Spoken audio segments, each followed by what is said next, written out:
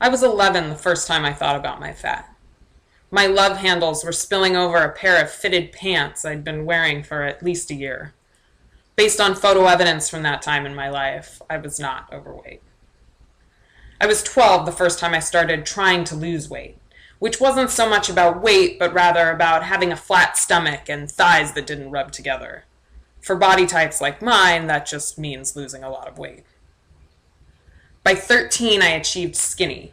Through a regimen of eating just enough, obsessive workouts, compulsive stomach mirror checking, and being hungry all the time. I wore a white body-hugging dress to 8th grade graduation, and a friend told me, "You're so thin," and I felt happy. I was tall, and my skin had cleared up, so skinny was the last part of the formula for popular. Except it wasn't.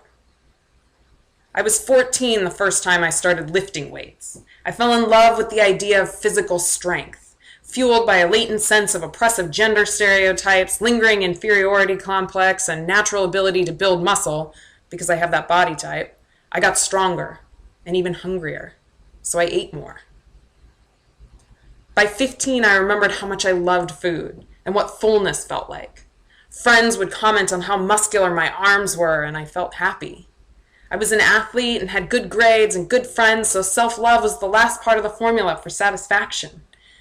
Except it wasn't. I still cared what other people thought, still assessed my full body in the mirror, still hated the 3-month baby bump that appeared after every meal, and secretly resented the girls who didn't have it, because body types. From 16 to 20, I got pretty good at balancing self-confidence and self-consciousness so that overall, I felt happy. I was 21 when I hit my highest ever weight. My love handles were spilling over a pair of fitted pants I'd been wearing for at least a year. Based on photo evidence from that time in my life, I was a little overweight, but a lot of it was muscle mass. Still, no one commented on how strong I was. Still, I didn't feel that happy about it. I was 24 when I finally felt confident about my body again. I didn't wear a shirt while running one day, and a friend told me I looked pretty fit, and I felt happy. But a boyfriend said he wouldn't describe me as thin, and I didn't feel happy about that. I was 25 when I was the only member of a wedding party to not need alterations to my bridesmaid dress. I was a woman filling out a size 8 well. My thighs rubbed together, but my face was thin, my cheekbones defined, and my smile genuine, because I felt happy, and the dress ribbing made my stomach look flat. I was 28 when I hit my high school driver's license weight again. Less muscle mass, less definition, but still, it showed when comparing photos from that time in my life to photos of other people from that time in their life who were not currently at their high school driver's license weight. Social media.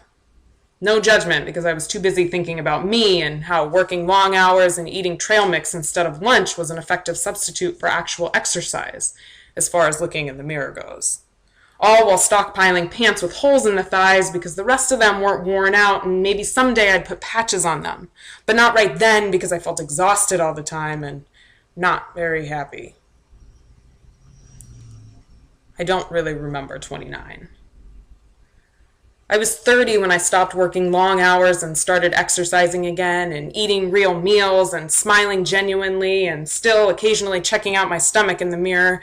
Before breakfast, it usually looks best, and hating the post-dinner baby bump and washing it all down with a beer and a thought piece on pay equity or gender fluidity and feeling full and righteous and conflicted but generally confident but occasionally critical. I was 30 the first time I lived with an 11-year-old girl who has a distinctly different body type than I do. She is skinny, petite in general, no love handles to speak of, but eats plenty. Her relationship with food is what tastes good and I'm hungry, and that's it. Distinctly different from my relationship with food, which is what tastes good and I'm hungry and then a whole lot of other complicated stuff. And yet, she said once that she was fit because she doesn't carry excess fat. I was very quick to correct her and make sure she understood that fitness and thinness are distinctly different things. This 11-year-old, who was so unlike me at 11 years old, and yet still being fed the same myths about what it means to be a woman and how our worth and our weight are somehow connected. At 30, I am much better than I was at 13, but I can see my scars when I steal a glance in the mirror after a shower. Evidence of years of doing battle with my body, society-induced self-inflicted trauma only visible to me. Better than I was at 13.